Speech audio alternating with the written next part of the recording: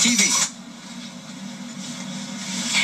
This is now the 29th annual Home and Garden Show, and you may have thought you've seen it all if you've been here for several years, but have you ever seen it through a child's eyes? Well, we found out that 8-year-old Brandon Markowitz absolutely loves the Home and Garden Show, especially the water garden displays. That's right, that's his special love. He knows everything about them. In fact, you could say that he's just absolutely crazy about water gardens. Every year his family comes to town, they get a hotel room, and they spend some extra time around the water gardens here at the Home and Garden Show. So we decided to ask Brandon to be our junior reporter today. He's a second grader at Kerr Elementary School out in Fox Chapel, and we asked him to pick out his favorite water gardens and report on them for us, and he did so. Take a look.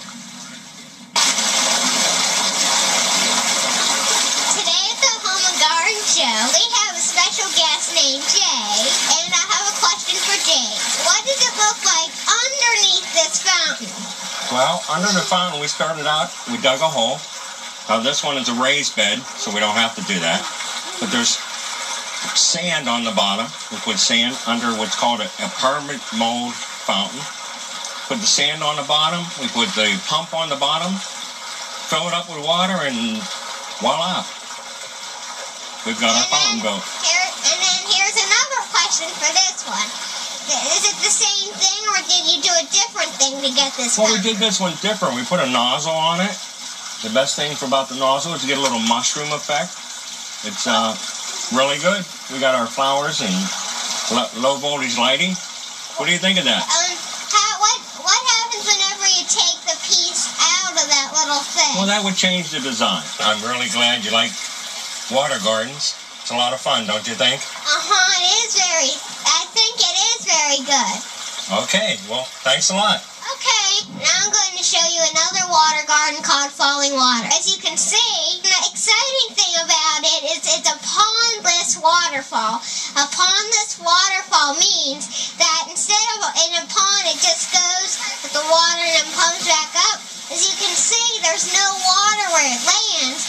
It just goes back and then pumps and pumps and pumps. And there's a big question, and this is a big question to you, that maybe you were asking this question. How does the water get back up there since there's no water down there? Well, Brandon, you're very astute. First of all, the pump is down inside of this pit area where the water is held, and the pump is protected by a protective housing, and the water comes down into the bottom and then gets pumped back up to the top and just recycles itself.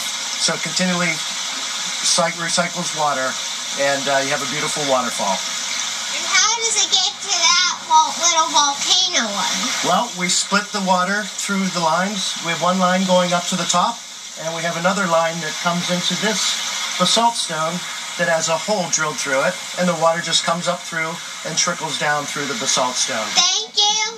This is Brandon Markowitz from the Home and Garden Show. And now back to you.